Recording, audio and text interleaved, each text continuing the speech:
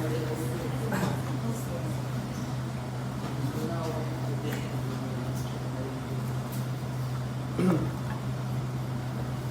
po natin mga Bible sa 1 John. 1 John chapter 4. 1 John chapter 4, verse 15 hanggang 17. So, babasahin ko po at sundan niyo po ng inyong mga mata. 1 John chapter 4, verse 15 to 17.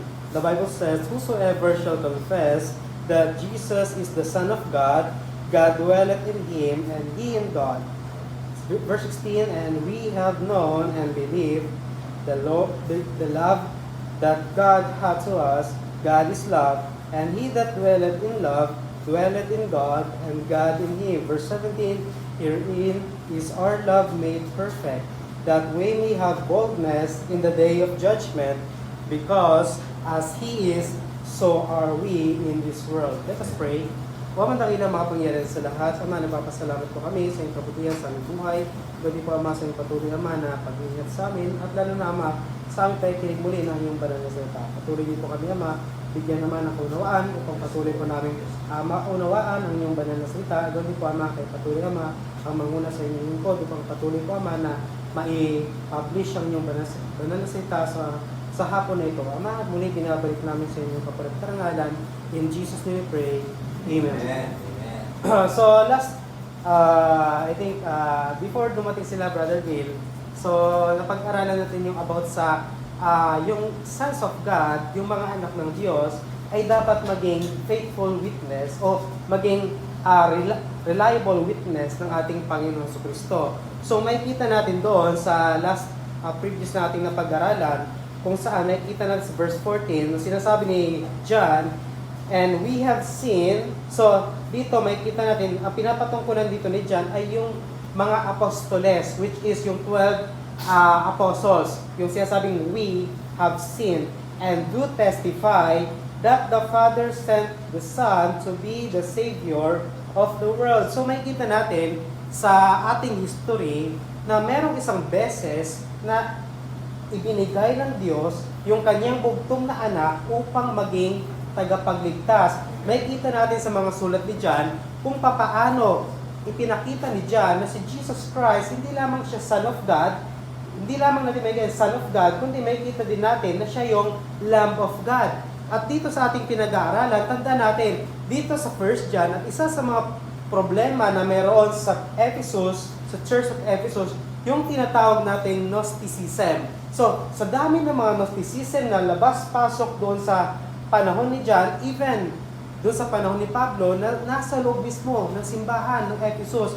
Isipin mo yung isang buong congregation, isang malaking congregation, pero doon sa kanilang sa loob mismo, may mga member na nagsabi, "Ako'y nagsisi ng kasalanan ng palataya ni Jesus Christ," na binaptize at naging member ng church, pero sila pala ay mga Gnostics. So, yung mga Gnostics, yung mga Gnostics,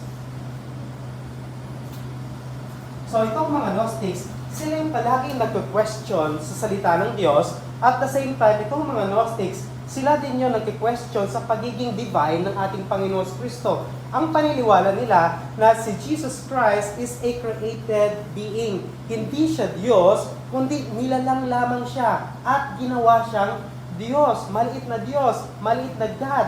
So, dito sa ating pag-aaralan ngayon, which is verse 15, 16, and 17, may kita natin dito na ipapakita ni John na yung pinaka-tema ng 1 John, which is yung tinatawag nating fellowship.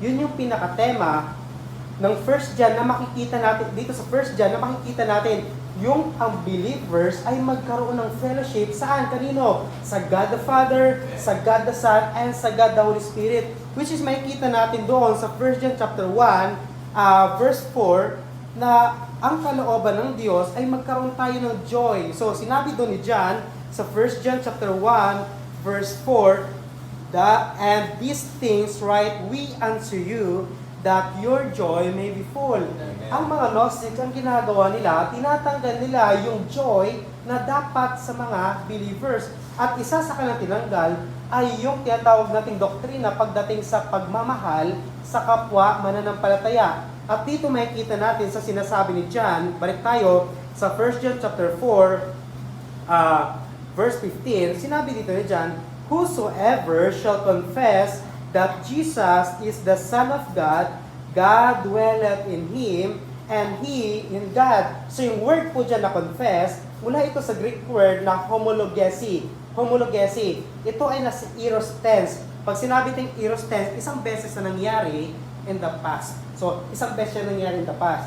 So, dito makikita natin yung word dito na confess, ang meaning dito sa context na to ay that there was a definite time in the past in the life of the believers at Ephesus when they boldly and openly declared that Jesus is the Son of God. So, ibig sabihin, sa isang tao, sa mga mananampalataya sa panahon ni John, doon sa Ephesus, merong isang beses sa buhay ng mga mananampalataya doon na sila ay tinanggap nila at kinonfess nila na si Jesus Christ is the Son of God. Ito kasi, napaka-imposible sa isang tao na magsasabi na siya ay Kristiyano, pero hindi siya naniniwala doon sa eternal sonship ng ating Panginoong Jesucristo. Isipin mo, sasabihin mo na ikaw ay member ng church, pero hindi mo alam kung sino si Jesus Christ. Hindi mo alam na si Jesus Christ pala ay Son of God.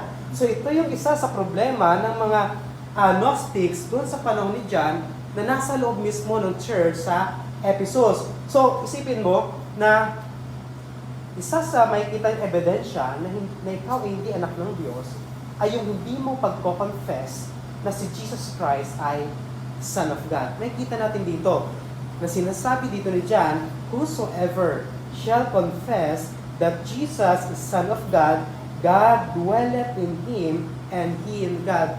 So, tandaan natin yung word dito na confess, hindi ito yung continuous na I confess Jesus Christ, ako'y naniniwala kay Jesus Christ, o Jesus Christ, I love Jesus Christ, o Jesus Christ is in my life. Hindi ito yung continuous na palagi mong sinasabi, I love Jesus Christ, I want Jesus Christ, I want Jesus Christ into my life. Hindi ito. Yung confess dito, ibig sabihin, isang beses na nangyari sa buhay mo, na nag-confess ka, kailan yon? Sa panahon sa mga believers sa Ephesus. Example natin, yung panahon na kung saan sila ay nagsisi ng kasalanan at nanampalataya kay Jesus Christ. Kailan yon? Nung panahon, nung itinayo yung church at Ephesus, yung church doon sa Ephesus. So, dito makikita natin na ito palang pagkakaroon ng intimate fellowship sa ating Panginoong Jesucristo, kailangan natin i-confess na si Jesus Christ is the Son of God. Ano ba yung kahalagahan na malaman natin si Jesus Christ is Son of God? Tandaan natin na sa mga sulat ni John, palagi niya ini-stretch out na si Jesus Christ, He is the Son of God. At the same time, He is God. Palaging sinasabi ni John, example sa John chapter 1 verse 1, sinabi doon, in the beginning was the Word, which is ang ating Panginoon Jesucristo, and the Word was with God, and the Word was God. So makikita natin doon na ipinapakilala ni John na si Jesus Christ, He is the Son of God, He is God. So dito makikita natin na sinasabi ni John sa mga believers sa Ephesus, kung kayo ay talagang kinonfess nyo si Jesus Christ sa inyong buhay, may kita yun sa inyong pamumuhay. So, the believers at Ephesus were very different from the Gnostics who question and reject the twin doctrines of Christ's incarnation and Christ's eternal sonship. So, dalawa po yun. Hindi mo pwedeng paghiwalayin yung eternal sonship ng ating Panginoon Kristo at yung incarnation ng ating Panginoon Kristo. Ano po pa ibig sabihin ng Brother Kenneth? So, ibig sabihin na si Jesus Christ, pag sinabi natin the incarnation of Christ, na si Jesus Christ ay nagkatawang tao. At yung nagkatawang tao na yun ay ang Diyos. So, ibig sabihin, si Jesus Christ ay Diyos. So, makikita natin doon, yun yung tinatawag natin incarnation of Christ. Ano naman yung eternal sonship ng ating Panginoong Jesucristo? Pag sinabi ng eternal sonship o sonship of our Lord Jesus Christ, ito naman na si Jesus Christ, hindi lamang siya Diyos, makikita natin, He is the Son of God. So, makikita natin dito na ini-stretch out palagi ni John na whosoever shall confess that Jesus is the Son of God, makikita natin dito, hindi sinabi dito ni John na whosoever confess that Buddha or any other religion leader, hindi rin sinabi dito ni John. Kundi makikita natin dito yung pangalan ng ating Panginoon Jesucristo. Ganun kahalaga yung pangalan ni Jesus Christ. At makikita natin dito yung praise John that Jesus is the Son of God is very important in refuting the teaching of the Gnostics during the time of John. Even in our time, napakaraming mga cults, world religion, na nagtuturo na si Jesucristo ay isa lamang nilikhang tao. So isipin mo, sa dami ng mga simbahan sa panahon natin ngayon, Iglesia ni Cristo, Dating Daan, mga Mormons, Seventh-day Adventist, maraming naniniwala ng Seventh-day Adventist daw ay evangelical. Maraming naniniwala nun. Pero sa totoo, hindi sila evangelical. Hindi sila naniniwala. Tandaan nyo, ang mga Seventh-day Adventist, pag titingnan nyo, para silang naniniwala sa Trinity. Pero hindi sila naniniwala sa tunay na Trinity. So, yun yung mga cults na meron tayo dito sa panahon natin ngayon. Isipin nyo, paglabas natin dito, napakaraming kulto tayo nakikita. So makikita natin, try nyo itanong, kayo ba naniniwala na si Jesus Christ ay Son of God? So makikita natin dito, kung sila ay naniniwala, kung yung mga taong yun ay naniniwala na si Jesus ay Son of God, they will have an intimate relationship, intimate fellowship with God the Father. Tandaan natin, yung pagkakaroon natin ng fellowship dito, intimate fellowship, hindi ito yung intimate fellowship natin doon sa, tawag dyan, hindi ito yung intimate fellowship natin doon sa ibang tao. Kundi yung tinatawag na intimate fellowship na tinutukoy ni John dito, ay yung intimate fellowship natin doon sa God the Father. Tandaan natin ha. So, ang God the Father, tandaan natin, ang God the Father ay galit sa tao. At ayaw ng God the Father doon sa mga taong makasalanan. Kaya nga isinend ng Diyos yung His only begotten Son para iligtas yung sanlibutan. At kung ang tao i-confess niya na si Jesus is the Son of God, sinasabi niya na I want to have an intimate fellowship with God the Father. So ito yung makikita natin dito, yung kahalagahan nitong Jesus is the Son of God. Maraming mga critics ang nagque-question if si Jesus Christ ba daw talaga ay Son of God. Ilang beses natin ito pinag-aralan. So napakahabang oras, napakaraming oras natin pinag-aaralan about dito sa pagiging Son of God. Kung kayo ang tatanungin, example, sa tingin nyo, kaya nyo kayong i-defend na si Jesus Christ ay Son of God. So, dito makikita natin dito, kapag ikaw, pag nais mo na magkaroon ng close, intimate, sweet fellowship sa God the Father, kailangan mong i-confess that Jesus is the Son of God. John shows the believers of Ephesus that there is a condition or a key to have a sweet and intimate fellowship with God the Father. At ano yon? And that is to confess boldly and to declare openly that Jesus is the Son of God. Ano yung word na confess? Ito yung you declare openly. Isipin mo, yung ginagawa ng mga street preacher. Yun yung example ng you declare it openly. Nung sinasabi dito ni John, whosoever confess, hindi ito yung I love Jesus. Ito yung sinasabi, whosoever confess, may isang pagkakataon sa buhay mo na you confess that Jesus is the Son of God. So, isipin mo, yung confess na yan, hindi yan yung secret na confession. It is a declaration, a boldly declaration, an open declaration that Jesus is the Son of God. Kaya nga, pag ikaw, example, ikaw ay nasa pamilya na hindi na iniwala na Jesus Christ is the Son of God, pero ikaw ay naniniwala na si Jesus Christ ay Son of God, yun yung tinatawag natin, kailangan mong i-confess doon sa iyong family na si Jesus Christ is the Son of God. Di may kita natin dito yung word na confess. For example, so mabigay na example. Example, sa isang company. Di ba sa isang company, school, kailangan ng isang company o sa isang company, meron tayong tinatawag na rules, di ba? May mga batas o mga dapat sundin yung isang kumpanya, even yung isang school. Example, sa isang school, bago ka makapasok sa school, kailangan mo ng ID. Example, every pasok mo sa bawat umaga or afternoon, kailangan meron kang ID. Kasi no ID, bawal kang pumasok. So, may kita natin doon, yung isa yung sa halimbawa, na may kita natin na si Jesus Christ, o kung saan pa, kino-confess mo openly na meron kang ID sa pamamagitan ng ID. At sa atin bilang mga mananampalataya, at sa mga believers during the time of John, sa mga believers sa Ephesus, sa paano maipapakita na sila ay disciple ni Jesus Christ o sila ay merong intimate fellowship sa God the Father ay sa pamamagitan ng kanilang pag-declare openly na si Jesus Christ is the Son of God.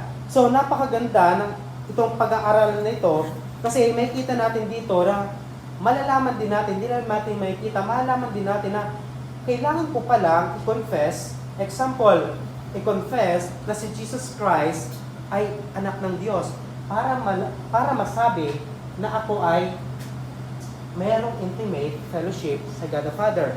Which is ito yung makikita natin dito. Kasi sa mga sumunod na praise na sinabi ni John, after sinabi John, shall confess that Jesus is the Son of God.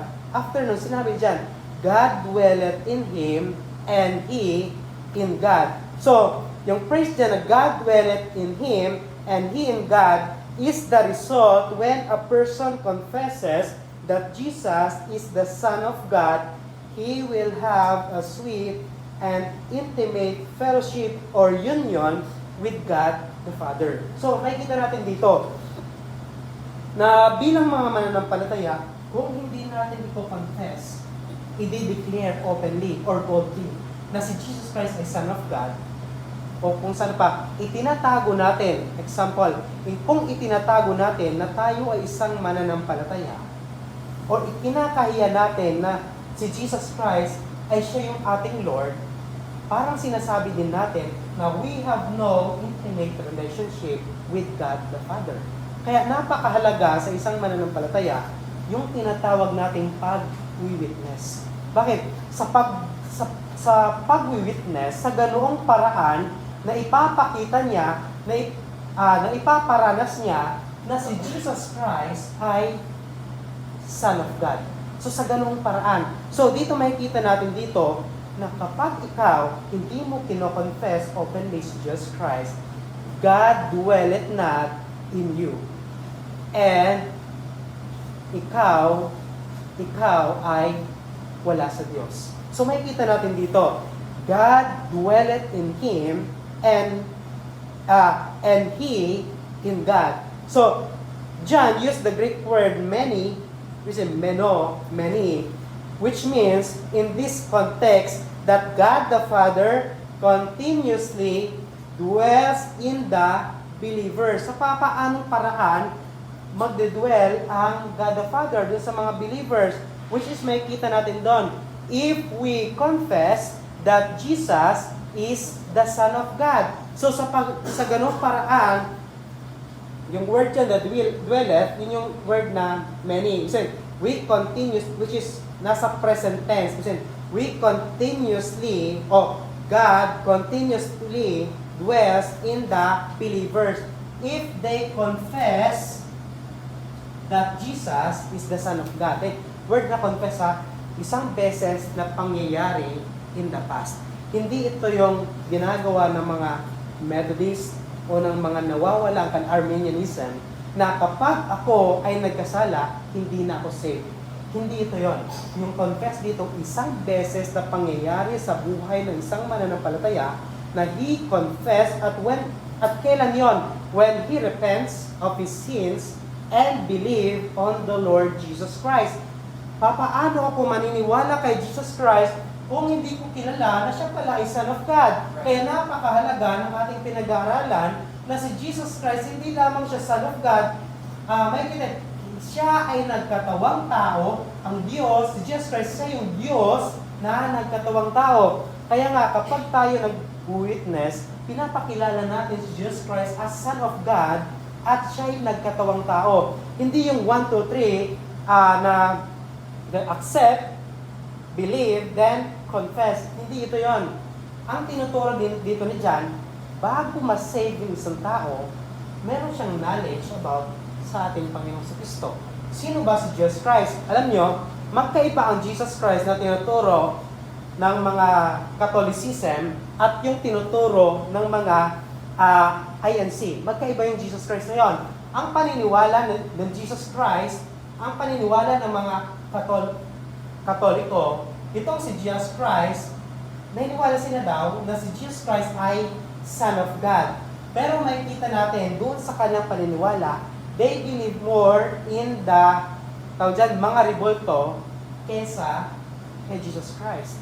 So kung saan pa, si Jesus Christ parang palamuti lamang doon sa kanilang mga simbahan. I mean, para sa kanila si Jesus Christ, hindi siya yung may kakayahang magligtas. Sino ba yung tagapagligtas na totoo ng Katolik? Si Jesus Christ ba? Which is the Son of God? Or si Mary? Diba? Sa bawat panalangin na meron sila, mas lamang si Mary kaysa kay Jesus Christ. Kaya magkaiba yung Jesus Christ na kinoconfess ng mga Katoliko kaysa Jesus Christ na kinoconfess ni John. At dito natin makikita bilang isang faithful witness at reliable witness, which is si John, makikita natin dito na pinakita niya na if whosoever shall confess that Jesus is the Son of God, God dwelleth in Him. Isang beses lang na pag-confess mo sa iyong buhay. At sabi ng Bible, God dwelleth in Him. Yung word dyan, nag-dwelleth, is at present tense. God the Father will continuously dwells in the believers. So, di ba napakasaya nun? Na makikita natin na, kaya ko pala, minamahal yung kapwa ko mananampalataya, kasi God dwelleth in me. Right. Kaya ko pala, nais na sundin ang kalooban ng Diyos, kasi God dwelleth in me. Sa papaanong paraan nagde-dwell ang God the Father sa mananampalataya? Sa pamamagitan ni Jesus Christ through the Holy Spirit. The convincing power of the Holy Spirit, tandaan natin, si Jesus Christ ay nasa langit. Ang God the Father ay nasa langit. Sino ang nasa mundong ito? Ang God the Holy Spirit. He convinced para ang tao ay mag-confess that Jesus is the Son of God. Then after the confession that Jesus Christ is the Son of God, He is God, magkakaroon siyang intimate relationship with God the Father. At ang God the Father kasama ang God the Son with God the Holy Spirit mananahan sa bawat mananampalataya. Which is makikita natin yon dito sa 1 John chapter 3. So 1 John chapter 3 verse 24, pakinggan niyo po. And he that keepeth his commandments dwelleth in him, in God the Father, and he in him, in God the Father. Hereby we know that He abideth in us by the Spirit which He hath given unto us. So may given us. So may kita natin dito na ang God the Holy Spirit, kasama niya ang God the Son at ang God the Father. Nung tayo kinonvict ng God the Holy Spirit para manampalatay sa God the Son, ang God the Holy Spirit kasama ang God the Father ay nananahan sa bawat mananampalataya. At kailan sila aalis? Kapag ikaw ay nagkasala. Tama ba? Hindi. So makikita natin dito, ang God the Father, ang God the Son, God the Holy Spirit, pag ang isang tao ay nagsisi ng kasalanan, at siya'y tunay na nagsisi, na si Jesus Christ is the Son of God, ang God the Holy Spirit, God the Father, and God the Son, continuously dwelleth in Him. Sabi yan, God the Father dwelleth in Him, and He in God.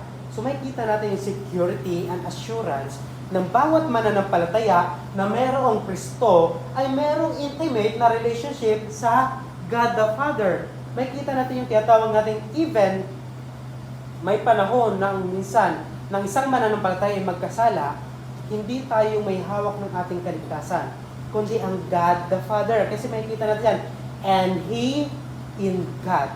So makikita natin, that's a one-time confession in the life of the believer in the past. At dito makikita natin dito na yung word dyan, He in God, this is a security for the believers at Ephesus and an assurance that God is the one who keeps and saves and holds our salvation. So, ang paniniwala ng mga Arminianism, kapag ako'y nagkasala, hindi na ako saved. Sabihin, naging Kristiyano ako, nagkasala ako sa Diyos. Ngayon, hindi na ako saved. Kailangan ko ulit manampalataya kay Jesus Christ ng ilang beses. So example, pang 100,000 beses ko nang magkasala. At pag 100,000 ko na rin itong pagko-confess. Hindi yun siya sabi ni John. Isang beses lamang na confession. Repentance and faith toward our Lord Jesus Christ. So, isang beses, at makikita natin dito, and God will hold our salvation. Hindi tayo yung humahawak ng ating kaligtasan. Kaya makikita natin, the intimate fellowship includes confessing that Jesus is the Son of God. At hindi yan nagtatapos dyan.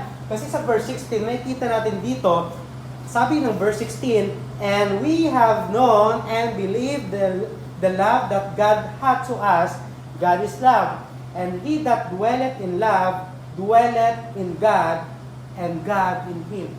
God in him. He in God. Makikita yung security ng bawat mananampalataya sa kamay ng God the Father. Yun yung tinatawag natin sweet, close, and intimate fellowship with God the Father. Kung tayo first nag-confess na si Jesus Christ is the Son of God. At dito makikita natin na si John ay nag-continue sa kanyang pagtuturo sa kanyang topic about sa love. Love for the brethren does not make a person saved. Diba? Kahit sabihin ko na, I love my brethren, tanda natin na itong pinag-aaral sa verse, simula sa verse 7 hanggang dito sa verse 15, 16, 17. Ang pinag-aaral natin dito, yung love for the brethren. Yung pagmamahal natin sa kapwa natin mananampalataya. So, dito makikita natin na yung pagmamahal natin pala sa kapwa na mananampalataya, hindi naman yun nakakapag-save. Pero alam niyo ba, na yung pag-hate natin sa kapwa natin mananampalataya, ibig sabihin, tuloy-tuloy na pag-hate natin sa kapwa natin mananampalataya, alam niyo, yun yung evidence na tayo ay hindi saved. So, dito makikita natin na sinasabi dito ni John na, and we have known and believed the love that God had to us. So, love for the brethren does not make a person saved, and not loving the brethren does not automatically prove that a person is unsaved. Sabihin, hindi ko minalang kapwa ko mananampalataya, hindi lang ibig sabihin na hindi ako saved. At the same time, kung minahal ko yung kapwa ko mananampalataya, hindi rin yun ang evidence na ako ay saved. So, dito makikita natin dito na, however, a continuous hatred for the brethren is an evidence that a person is not truly saved. Continuous. So, makikita natin dito sa sinasabi ni John, and we have known and believed the love that God had to us. John used the Greek word egnokamen. So, egnokamen yung known. Known. Ginosko. Known. So, egnokamen, which is in perfect tense. In this context, ibig sabihin nito, dito sa context na ito, which is a verse 16, that there was a time when the believers at Ephesus came to know and experience the love of God, and the result is a continuing knowledge and experience of God's love. So yung makikita rin, and we have known. So yung we have known dito, hindi ito para sa mga apostle, which is makikita natin doon sa verse 14, and we have seen. Yung we have known dito is doon to sa mga believers sa Ephesus. Sinabi ni John, at nalalaman nyo, yung known dyan o yung ginosko, no word na ginosko, ito yung na-experience mo, yung personal relationship with the Lord Jesus Christ. Ito yan. Na-experience mo yung personal relationship with the Lord Jesus Christ. At sabi yan, and we have known and believed believe the love that God had to us. So, bilang mga believers sa panahon natin ngayon na naka-experience ng pagmamahal ng Diyos, nais ipakita ni John, or John also wants us to continue in God's love and to show that love to one another. So, yung intimate fellowship natin sa God the Father ay napakahalaga po nito. Kasi kapag ang isang tao, bawat example, kung ang bawat tao dito sa simbahan ay walang intimate relationship with God the Father, ma-excite ka na. Dahil ang patutunguhan mo ay, hey, yun ay kung ikaw ay walang intimate relationship with God the Father. Kaya tanong, papaano po ako mapupunta sa impyerno? By not having an intimate relationship with God the Father. Tandaan natin, ang God the Father ay napupuot sa mga taong hindi nagsisisi ng kasalanan at nanampalataya sa Panginoong Kristo. At ngayon na ikaw ay saved na, nanampalataya kay Jesus Christ, kilala mo si Jesus Christ, He is the Son of God, kilala mo si Jesus Christ na siya ay Diyos na nagkatawang tao. Ngayon, makikita natin dito, pinakita naman ni John, dahil na-experience nyo na yung tinatawag na salvation, at ngayon naniniwala kayo sa God's love, dito makikita natin na sinabi ni John sa verse 16, and we have known and believed the love that God hath to us. God is love, and he that dwelleth in love dwelleth in God, and God in him. So John used another Greek word dito, which is yung Greek word na pepesteukamen, which is yun yung believe. So ito, egnokamen, ito yung know. Galing siya sa root word ng Greek. Greek siya, ginosko, which is pinag-aaral palagi natin yun, na against siya sa gnostic, mga gnosis, ginosko, knowing. Then, pestios, ito yon, believing. So, which also in the perfect tense, it means in this context, dito sa context na to, that there was a time in the life of the believers of Ephesus when they came to believe and put their trust in Jesus Christ, and the result ay yung continuous love for the brethren. Ito yung sinasabi dito ni John, na dahil na-experience mo na yung salvation, na-experience mo yung pagmamahal ng God the Son, pagmamahal ng God the Father, at makikita yung believing, sabi dito sa verse 16, believe the love that God hath to us. So, sabi dyan, God is love, and he that dwelleth in love, dwelleth in God, and God in him. Yung praise dyan, na the love that God hath to us, means the believer's love for one another is God's love, revealed through the believers. Ibig sabihin, yung pagmamahal ng Diyos, hindi yung nakikita ng tao. I mean, hindi yung nakikita ng tao na buo ba yung pagmamahal ng Diyos. Sa panahon natin ngayon, 2,000 years na nakakalipas, nakita ba natin yung Son of God na buo ba? Hindi natin nakita yon. Pero sa papaanong paraan na makikita ng kapwa natin mananampalataya na ang pagmamahal ng God the Father ay bumaba, sa papaanong paraan? Kung papaano natin ipapakita yung ating pagmamahal sa kapwa natin mananampalataya. Ibig sabihin, makikita nila ang invisible God sa papaanong paraan, sa pamamagitan ng pagmamahal ko sa kapwa ko mananampalataya. Bakit? God is love. Yun yung makikita natin dito. Which is sinabi ni John sa mga previous verses, example sa verse 10, verse 12, sinabi ni John sa verse 12, no man hath seen God at any time. Amen. If we love one another, God dwelleth in us, and His love is perfected in us. Makikita natin dito, dahil na-experience mo yung love, ang nais ng Diyos, ang nais ni John ay parating sa mga believers sa Ephesus, ay ipa-experience nyo rin yung love doon sa kapwa nyo mananampalataya, which is hindi yun mapapa-experience ng mga Gnostics. Bakit? Dahil hindi nila kilala yung nagbigay ng pagmamahal, which is yung God the Father, sa pamamagitan ng sinend niya yung kanyang pagmamahal sa pamamagitan ng God the Son. Tanda natin, sinabi ng John 3:16, for God so loved the world that He gave So makikita isang beses na ginawa ng God the Father yung pagbibigay ng kanyang bugtong na anak na si Cristo Jesus. At yung si Jesus Christ, siya yung love ng God the Father na ibinigay sa tao. At alam nyo ba yung love na yon, sa panahon natin ngayon, hindi na natin yun nakita. Ngayon, sa papaanong paraan natin may papakita sa kapwa natin mananampalataya, yung pagmamahal ng God the Father sa tao. Sa papaanong paraan?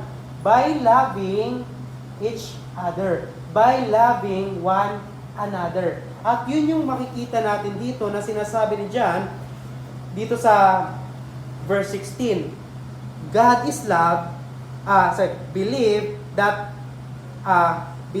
the love that God had to us. So, yung makikita natin dito na yung believers' love for one another is God's love revealed through the believers. So, ang God's love ay nare-reveal sa kapwa mananampalataya. Kaya yung mga Gnostics, hindi makita sa kanilang love of God, yung pagmamahal ng Diyos, o yung bakit di sila, di nila naipaparanas yung pagmamahal nila sa kapwa sa mga mananampalataya sa Ephesus, dahil sila ay hindi na-experience yung pag-confess that Jesus is the Son of God. Kaya may kita natin dito, yung phrase na God is love describes God's nature and character.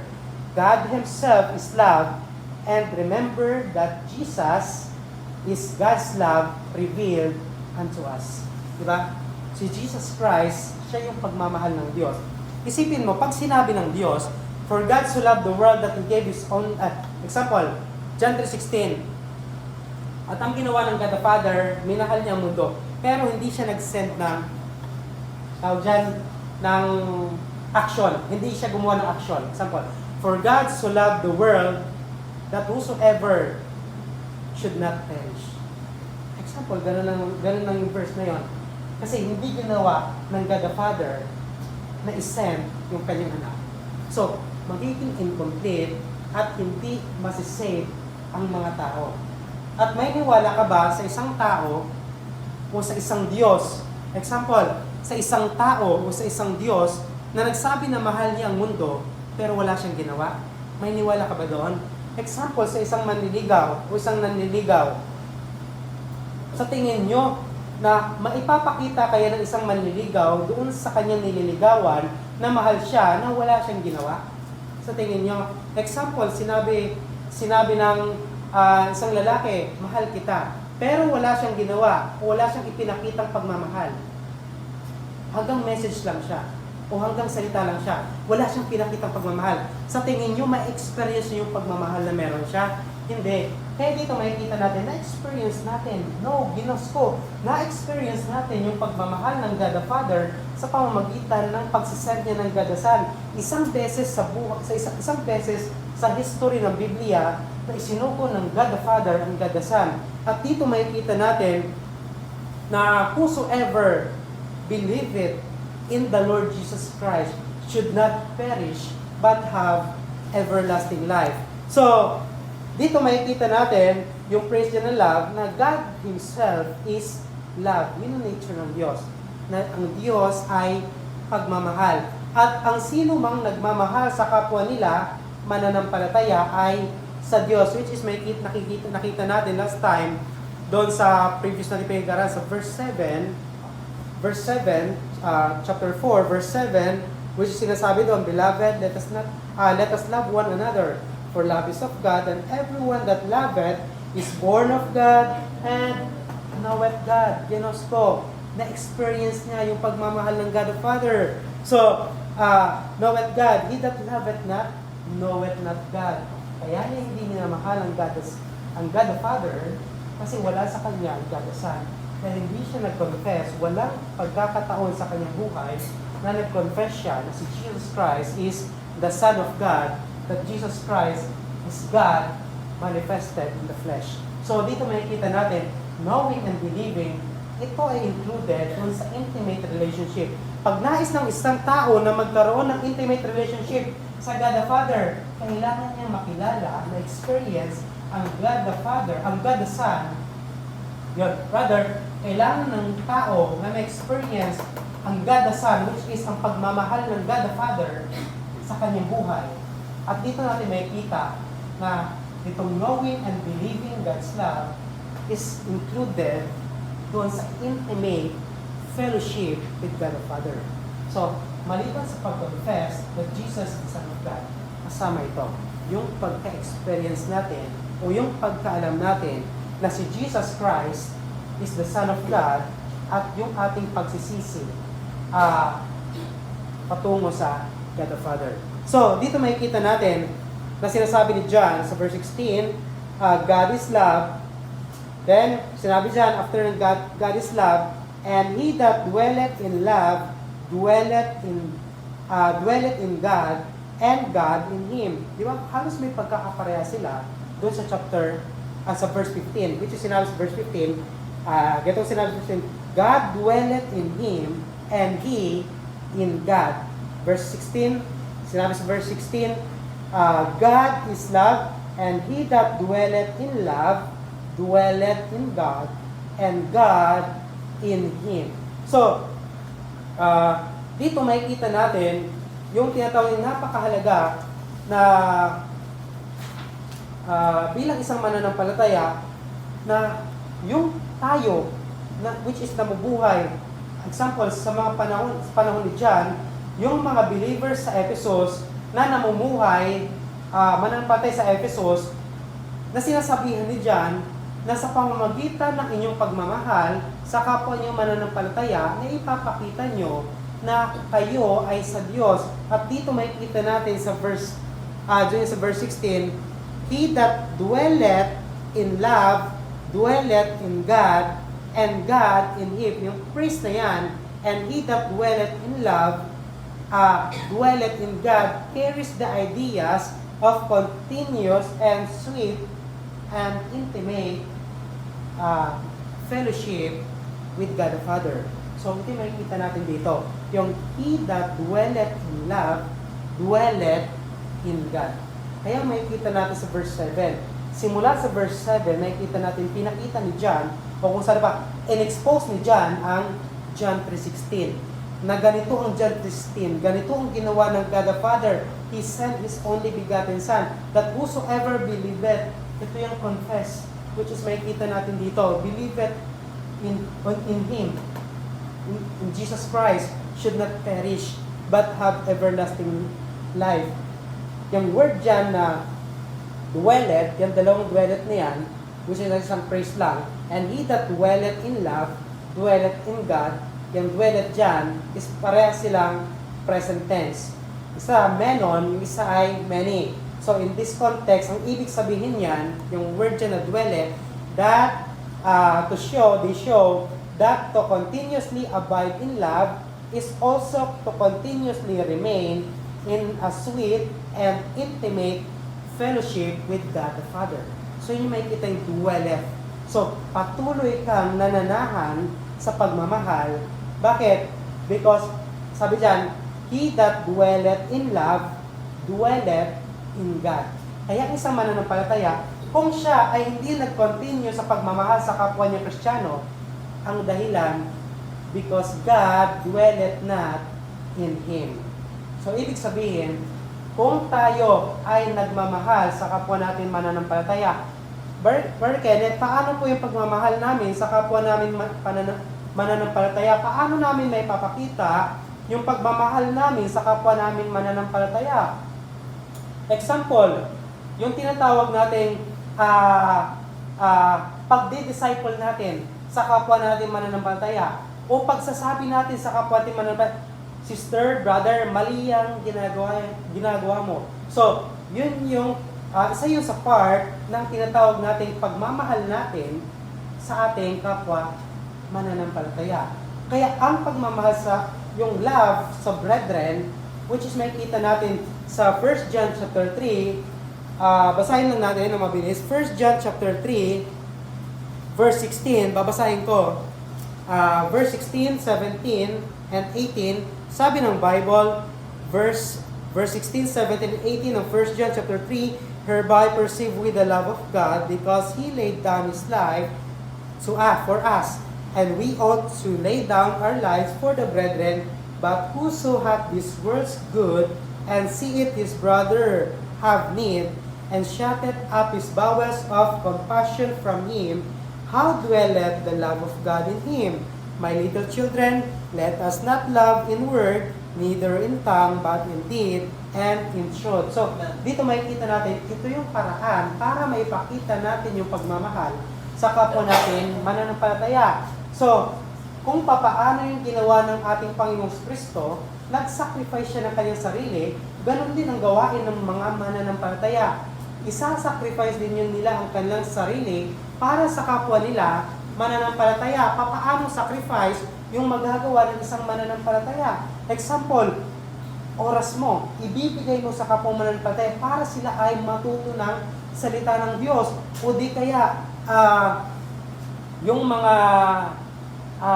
may pangangailangan, which is dito makikita natin dito, financial na pangangailangan, yung kapwa mo mananampalataya, at alam mo yon, pero hindi ka gumawa ng paraan para makatulong sa kanya. Yun yung isa sa part ng hindi natin pagmamahal sa kapwa natin mananampalataya. I mean, may knowledge ka na ganito yung kanyang buhay, pero wala kang pakialam sa kanya. Yun yung tinatawag natin hindi pagmamahal sa kapwa mananampalataya. At dito makikita natin yung pagmamahal naman sa kapwa mananampalataya ay yung binigay kong example.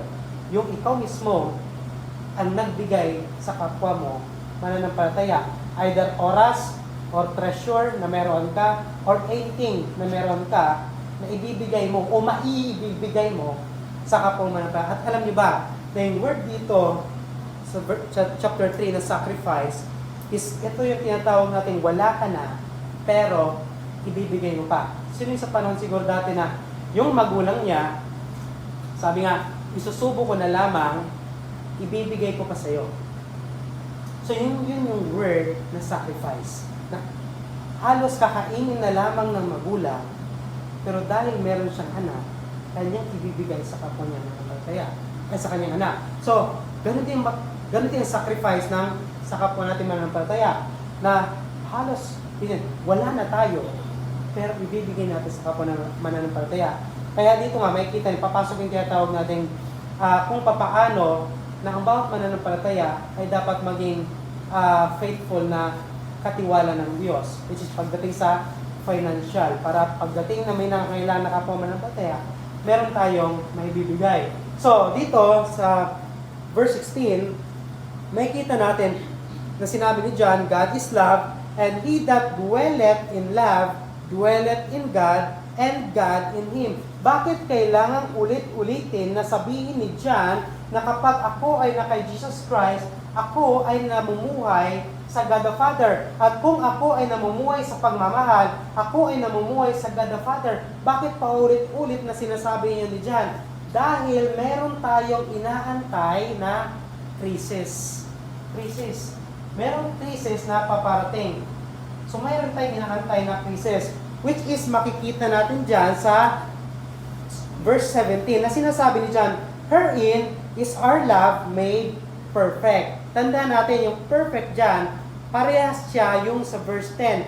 Herein is our love, verse 10, sinabi, herein is love, not that we love God, but that He loved us and sent His Son to be the propitiation for our sins. At sa verse 12, sinabi, no man hath seen God at any time.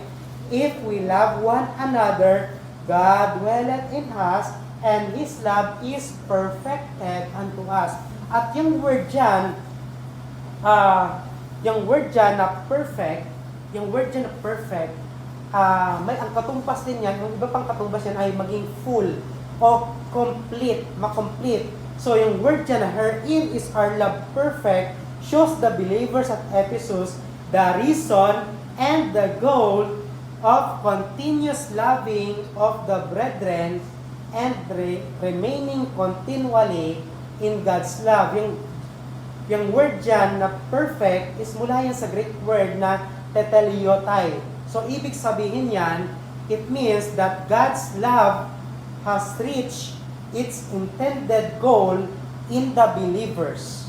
So, ibig sabihin, naabot ng isang mananampalataya kung yung pinaka-goal nung pagmamahal. Yun yung tinatawag na perfect, which is the word perfect carries the ideas of something reaching its intended goal or purpose. Yung perfect dyan, yung tinatawag na perfection. Nakompleto mo yung sinasabi ng gadasan. At ano ba yung sinabi ng gadasan sa mga mananampalataya? Ano ba yung sinabi ng Son? Ano ba yung commandment ng Son sa mga disciple, sa kanyang mga disciple, nung siya ay nasa earth, which is recorded ni John sa John chapter 13, verse 34 to 35. Sinabi ni Jesus Christ, "A new commandment I give unto you," pakinggan nyo, "that ye love one another as I have loved you, that ye also love one another. By this shall all men know that ye are my disciples, if ye love one another." Then sa 1 John 15 verse 12, "This is my commandment, that ye love one another as I have loved you." Sa 1 John 15, sa John 15 verse 17, "Those things I command you, that ye love one another." Paulit-ulit yon na sinasabi ni Jesus Christ yung pagmamahal sa kapwa mananampalataya. Bakit dito makikita natin? Bakit na-record ito ni John? Si John ay naging pastor ng believer, ng church sa Ephesus. At ang pinaka-tema ng buhay ni John ay yung tinatawag nating pagmamahal sa kapwa mananampalataya. At ito yung makikita natin dito. Yung word dyan na perfect, na sinasabi ni John sa verse 17, "Herein our love made perfect," sa pagko-confess, sa pagpapa-experience ng love natin sa kapwa natin mananampalataya. Sinabi dito, "Herein is our love made perfect." Nabuo o nagawa natin yung command ng Diyos, which is yung mahalin yung kapwa natin mananampalataya. Bakit? Yung pagmamahal natin sa kapwa natin mananampalataya, which is yung sinasabi ko sa verse 12, "No man hath seen God at any time. If we love one another, God dwelleth in us." Ito yung pinaka-complete na passage dito sa verse 12. "And His love is perfected in us." So ito yung makikita natin dito na yung pinaka-goal ng ating pagmamahal sa kapwa ng mananampalataya ay meron tayong inaantay na judgment seat of Christ, which is nakikita natin dyan sa verse 17. "Herein is our love made perfect, that we may have boldness in the day of judgment." So makikita natin dito na meron palang paparating na judgment, meron palang dahilan bakit sinabi niya na kailangan ko mag-confess isang beses sa aking buhay na si Jesus Christ is the Son of God. Bakit kailangan kong ma-experience ng pagmamahal ng God the Father, at bakit kailangan ko ipa-experience yung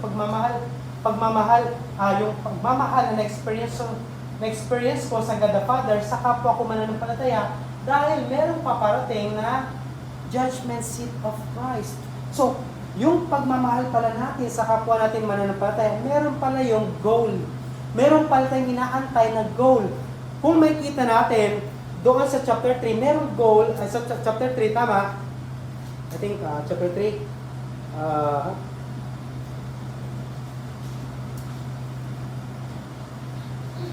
yes, sa chapter 3, makikita yung dahilan kung bakit minamahal natin yung kapwa natin mananampalataya. Doon sa chapter 3, sinabi doon na kaya natin minamahal yung kapwa natin mananampalataya dahil mayroong parating na rapture. At dito sa chapter 4, sinabi ni John, bakit natin kailangan mahalin yung kapwa natin mananampalataya? Dahil mayroong parating na judgment seat of Christ. So makikita natin dito na nakatingin si John doon sa paparating na judgment seat of Christ, doon sa paparating na rapture. So makikita natin dito na dito sa mga ministry ni John, nais ni John ay ipakita sa mga believers sa Ephesus na kailangan nyo ipakita yung inyong pagmamahal. Isa sa problema ng church sa Ephesus, nung after ng ilang dekada, yung kanilang pagmamahal kay Jesus Christ ay dahan-dahang lumamig, naging neutral, hanggang dahan-dahang nawala. Ganon ang nangyari sa church sa Ephesus. Pero tingnan natin, bakit pa ulit na sinasabi yun ni John about sa pagmamahal? Kasi isa ito sa problema ng simbahan. Na ako ay nagtuturo ng Word of God, pero wala akong pagmamahal sa inyo.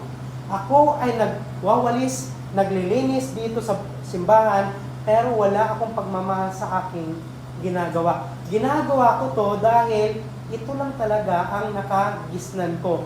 Kaya ako nagsisimba dahil nakagisnan ko. Kaya ako nagsisimba hindi dahil nais kong malaman, dahil mahal ko ang Diyos. Hindi. Minsan, sa buhay natin bilang mananampalataya, nakagisnan na lamang natin sa loob ng 20 years, 30 years, 40 years, na pumunta sa simbahan dahil kailangan kong pumunta, dahil ako ay Kristiyano, dahil ako ay isang mananampalataya. Pero, yung pagmamahal natin, nais kong pumunta sa simbahan dahil mahal ko si Jesus Christ, nawawala na yon sa mga mananampalataya. So, ang tanong ko dito sa inyo, pumunta ba kayo sa ito simbahan na meron kaisipan na, kaya pupunta sa simbahan kasi dahil mahal ko si Jesus Christ. Dahil nais kong malaman yung kanyang kalooban. Yung ba yung nasa isipan natin, kailangan pumunta ng simbahan kasi wala akong choice. Yung magulang ko, ito sila Kristiyano yung magulang ko, kaya kailangan pumunta ng simbahan. O di kaya kailangan pumunta ng simbahan para maging present ako.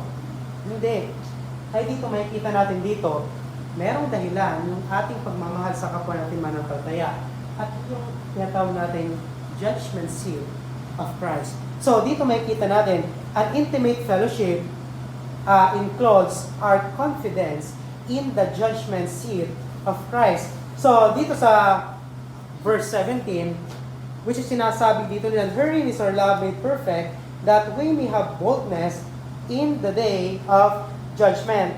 So, before tayo doon, yung perfect pala dito, yung word dito na perfect, which is, ibig sabihin, maging full, o maging complete, o ma-attain, o maabot yung pinaka-goal na dapat, example, yung pagmamahal, which is yun yung pinaka-goal ng mananampalataya, yung mahalin yung kapwa ng Kristiyano. So, isang example dito, yung isang, mababaw lang mong isang aso, isang tuta. So, yung pinaka-intended na maabot dapat ng isang tuta ay yung tinatawag nating maging aso. Diba? Yung mag-bark, tumahol. Papaano kung lumaki ang pusa at nag-meow? So, hindi niya naabot yung intention o yung intended na goal na para sa kanya. Ibig sabihin, imbis na ang maabot niya ay tumahol, ang ginawa ng aso ay nag-meow. So, ganun din sa mananampalataya. Kung tayo ay hindi natin mahal yung kapwa nating Kristiyano, parang tayong aso na nag-meow or nag-tweet-tweet-tweet. So, ganun. So, dito makikita natin dito na yung mananampalataya, yung pinaka-goal natin, yung mahalin yung kapwa natin mananampalataya. Kasi, may judgment na paparte. Yun yung tinatawag natin crisis. Yung word dito na judgment, crisis. Greek word nito ay crisis. So, yung word natin na crisis, yung paghihirap ng mga nangyayari, galing yan sa word na, Greek word na crisis o crisis. So, di ba, sa Pilipinas, may nangyayaring crisis, may nangyayaring judgment. So, dito makikita natin na merong darating na judgment at ang i-judge ng Diyos ay yung mga mananampalataya. Ang tanong dito, tayo kaya'y darating sa panahon na tayo haharap kay Jesus Christ at masasabi natin confidently na I love my brethren or hindi. So, dito makikita natin dyan, yung praise dyan that we may have boldness in the day of judgment gives the reason why we should continuously love our brethren. Nagbibigay yan sa atin ng dahilan kung bakit kailangan nating tuloy-tuloy na mahalin yung kapwa natin mananampalataya. Kasi God's intention for us bilang mga mananampalataya, bilang mga Christians is to love our brethren. And when we apply God's love to one another, it is an evidence that we are of God. Bilang mga sons of God, kung ina-apply natin yung pagmamahal natin sa kapwa Kristiyano, Hindi yung, Brother WT, I love you in Christ. So, ganun lang. Hindi. Papaanong paraan na may paparanas ko yung pagmamahal ko sa kapwa ko, mananampalataya. I'm going to pray for him. Example, it's part of love. Yung pag-pray, pag-teach ng Word of God sa kanya. At the same time, kung may pangangailangan siya. So, it is part ng pagmamahal natin bilang mananampalataya. Kasi yung pagmamahal, itong simbahan, isipin mo yung isang fraternity. Sabi nila, isang fraternity daw ay brotherhood. So, kapag isa nasaktan, sasaktan nila yung nanakit. Diba? Example, isang congregation na tayo dito. So, yung tinatawag natin ditong pagmamahal sa kapwa ng Kristiyano, ito yung gawain natin. Na ibig sabihin, mamahalin ko si Brother WT, si Brother WT, mamahalin niya si Joe, mamahalin niya si WT, si WT, mamahalin niya si Brother Bill, mamahalin si WT, si Brother Bill, mamahalin si Joe. Ganon ang gawain ng mga mananampalataya. Papaano kung hindi siya kamahal-mahal? Papaano kung yung mukha niya hindi naman kamahal-mahal? Pwede ko pa rin ba siya mahalin? So, dito makikita natin na hindi ito about sa mukha, kundi kung ikaw ba talaga ay tunay na mananampalataya. Kung tunay kang mananampalataya, mamahalin mo, hindi mo mamahalin pala. Lalabas at lalabas sa'yo yung pagiging mapagmahal sa kapwa mo, mananampalataya. Kaya hindi ito para lamang, which is sinabi ko sa mga previous na preaching, hindi ito para lamang sa may mga spiritual gift na may mercy. Diba? May mercy, spiritual gift. Brother, I love you. I love you, brother. O, diga, giving. Brother, I love you. Giving yon. Example, exhortation. Brother, I love you. Or ruler. Brother, love me. Ruler. Ruling. So, hindi ganon. Ang pagmamahal, ibig sabihin, ang pagmamahal natin sa kapwa natin Kristiyano, mamahalin natin yung bawat isa with patience. Kung makikita natin sa mga sulat ni Pablo, makikita din natin yung kung papaano, yung pagmamahal din natin sa bawat isa, may katotohanan, with truth. Sabihin, ginagawa natin, ina-action na natin. At the same time, with patience, yung pagmamahal natin. Hindi na ito kapasi-pasensya, dapat alisin na ito sa simbahan. Pero meron tayong pagmamahal bilang mananampalataya. So, makikita natin yung pinaka-goal, yung makikita natin dito na ang dahilan kung bakit kailangan natin mahalin kasi yung judgment seat of Christ. So, dito sa yung word dyan na boldness, yung boldness dyan, word na boldness is mula yan sa Greek word na parasya.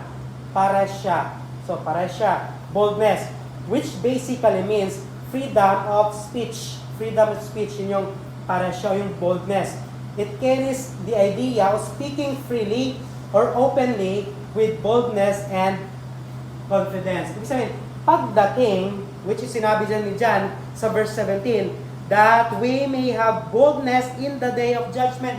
Pagdating ng judgment seat of Christ, pagdating ng rapture at andun tayo sa langit, meron tayong boldness and confidence na tumayo doon sa harapan ng judgment seat of Christ. Hindi yun tayo nasa luklok o nakatago dahil wala tayong ginawa na pagmamahal sa kapwa natin mananampalataya. At yung boldness dito, kasama dito yung pagmamahal natin sa kapwa natin mananampalataya. Kaya isipin natin, bakit sinama ni John yung pagmamahal natin sa kapwa natin mananampalataya na balang araw ay i-judge yun ng Diyos. I-judge yun doon sa judgment seat of Christ. Bakit kailangan natin magmahal para may confidence tayo doon sa judgment seat of Christ? So yung word dyan na boldness can also means confidence.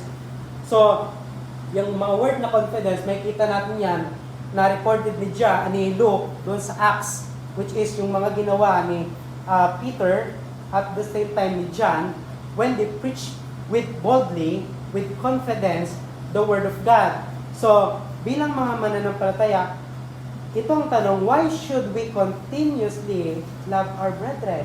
Dahil meron paparating na judgment seat of Christ.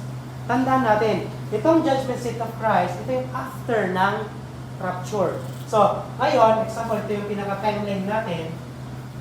Timeline. Example, ito yung 2026. Then, example, ito yung rapture. Kasi di naman alam eh. Ang rapture, imminent. So, ito yung rapture. Example, rapture. Yan yung R. Then, dito sa alapaap, dito yung judgment seat of Christ. So, dito yung judgment seat of Christ. So, dito yung tinatawag nating pagbibigay sa atin at the same time, pagbabalik natin kay Jesus Christ ng mga natanggap natin na mga crowns. So, may kita natin dito na napaka-exit. Sabihin, kahit anong panahon, pwedeng dumating yung judgment seat of Christ. Ang tanong dito sa atin, kailan natin mamahalin yung kapwa natin Kristiyano? Tandaan natin, ang judgment seat of Christ nung panahon dyan, it is imminent. Kasi walang oras. Pwede siyang mangyari kahit anong oras. So, nung sinabi ito ni John, alam niyo ba, mga believers sa Ephesus, merong paparating na judgment seat of Christ. At para magkaroon kayong confidence o boldness na umarap during the judgment seat of Christ, mahalin niyo yung kapwa niyo Kristiyano. At kailan namin mamahalin yung kapwa namin Kristiyano? Brother John. Ang sabi dito ni John, may kita natin yung judgment seat of Christ, napaka-hint na yun. Every day. Bakit? Every day, simula nung si Jesus Christ ay umakyat sa langit, yun yung panahon na maaaring bumalik si Jesus Christ para magkaroon ng rapture, para kuhanin niya yung mga mananampalataya. So, ito yung makikita natin dito. Yung word dyan na judgment is krisios o krisis, noun, krisis, to show the coming judgment, it means judgment or verdict. It is a legal term that carries the ideas of a coming divine examination of the believers at the judgment seat of Christ. So meron tong cross-examination. It includes the examination of not only whether we love our brethren, but also how we show our love toward our brethren. Diba? I love you, brother. Pero hindi mo pinakita yung pagmamahal mo sa kapwa mananampalataya.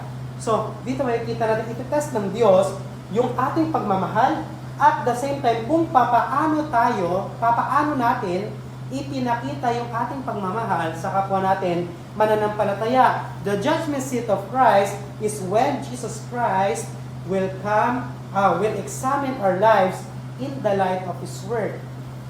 Aba, Brother Kenneth, ito yung sinabi ko sa John chapter 13, John chapter 15, verse 17, verse 12. Sinabi ko na mahalin niyo yung bawat isa. Bakit hindi mo ginawa? So tandaan natin, during the judgment seat of Christ, ang magja-judge sa atin si Jesus Christ at yung Word of God. Itong Word of God, lahat ng nakasulat dito sa Bible, kung hindi tayo sumunod dito sa mga sinasabi ng Bible, wala tayong confidence na humarap kay Jesus Christ.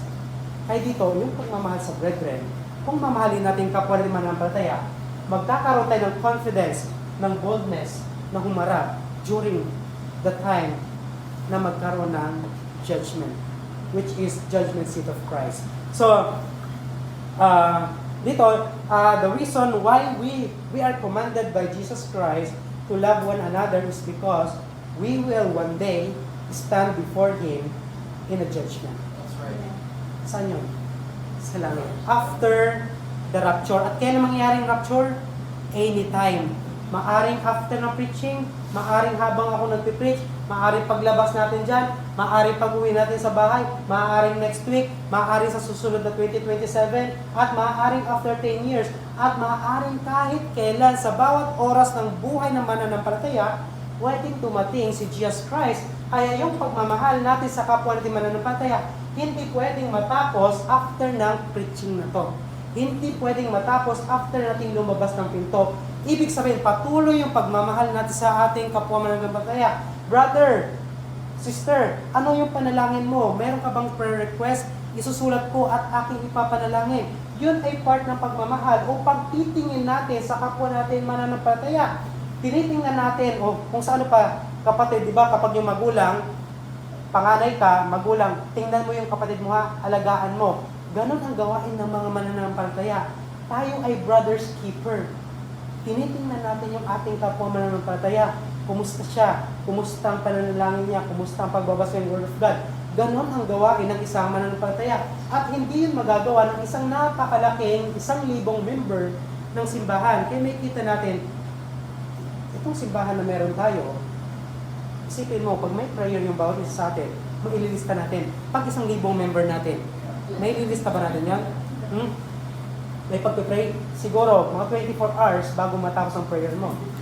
So, dito makikita natin dito na ang kalooban ng Diyos sa atin bilang mga mananampalataya ay maghanda sa paparting na judgment seat. Hindi ito biro ha. Kasi ang judgment seat, hindi tayo hahatulan ni Jesus Christ na, kulang tong ginawa mo, impyerno ka. Hindi yan. Safe na tayo, langit tayong ating tirahan, pero i-judge tayo ng Diyos whether kung ano yung ating mga ginawa. Kung ano-ano yung mga ating mga ginawa. Ito ba yung ginawa natin ay with love, may pagmamahal, or without love? So, dito makikita natin na are we ready for the judgment seat of Christ? Nakahanda na ba tayo para sa judgment seat of Christ? Wala, hindi pa handa. Bukas ang maghanda. Paano pag-rapture na mamaya? Judgment seat of Christ. So, ang pagmamahal sa kapatid mananampalataya, ngayon, yung gawain ko to, pag-preach ko sa inyo, bakit ko sinasabi to? Kasi mahal ko kayo bilang kapwa ko mananampalataya. Kaya ko sinasabi sa inyo yung salita ng Diyos na nakikita ko dito at yung salita ng Diyos na ipakita ng Diyos sa inyo. At the same time, papaano naman yung pagmamahal niyo sa akin? Yung huwag kayong matutulog. Diba? So, isipin, example, kaya 24 hours sa mag-preach, huwag kayong matutulog. Pero hindi na, lapit tayo. So, dito makikita natin na sinabi ni John sa verse 17, that we may have boldness in the day of judgment because as He is, so we are in this world. Sino ba si Jesus Christ? Nung si Jesus Christ ay bumaba dito sa langit, ay dito sa lupa, bumaba siya dito sa lupa, siya ay lumakad ng may kabanalan. At ano ang nais ng Diyos na gawin natin? Maging katulad tayo ni Jesus Christ. Be like Christ. Be in likeness of Christ. Magiging katulad tayo ni Jesus Christ. Namuhay siya, nag-sacrifice siya, naglakad siya ng merong kabanalan. Ganon ang nais ng Diyos. At ano yung ginawa ni Jesus Christ? Nung sinend siya ng God the Father, minahal ni Jesus Christ ang mundo. At ganun din dapat tayo. Mamahalin natin yung kapwa natin mananampalataya, Diyos simbahan. Unang-una yon. At pangalawa, yung mga nasa labas. Sino-sino yung mga nasa labas? Yung mga unsaved. Kaya dito makikita natin dito, when Jesus Christ, nakita niya yung mga Israelites na walang mga pastol. Sabi Jesus Christ, sabi ng Bible, He was moved with compassion. So dito makikita natin dito, because as He is, so are we in this world. Kung papaanong namuhay si Jesus Christ, ganoon din dapat tayong mamuhay. John used the phrase, because as He is, so are we in this world, to show us that our confidence is based upon the likeness of Christ. Yung paglalakad natin ng katulad ni Jesus Christ, yun yung confidence o yun yung boldness para meron tayong boldness pagharap natin sa judgment seat of Christ, which is sinabi nga ni John dito sa John chapter 3 verse 2, Beloved, now are we the sons of God, and it doth not yet appear we shall be like Him, but when know we that when He shall appear, we shall be like Him, for we shall see Him as He is. So, tayo, habang nag-aantay sa paparating na rapture, we should be in Christ, be in likeness of Christ. Lumakad tayong may katulad o kahalintulad ni Jesucristo. Kasi doon tayo nilikha ng Diyos. Sabihin, lumakad tayo, doon tayo iniligtas ng Diyos para maging katulad ni Jesus Christ. Impossible. Di ba yung possible? Possible yun. Bakit? Meron tayo ngayong Word of God. Let's pray.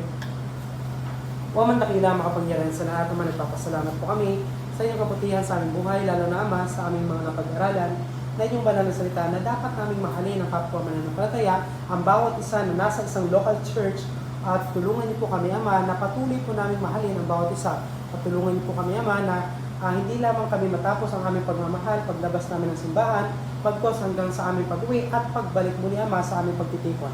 Ama, binabalik namin kapurihan karangalan. In Jesus' name we pray. Amen.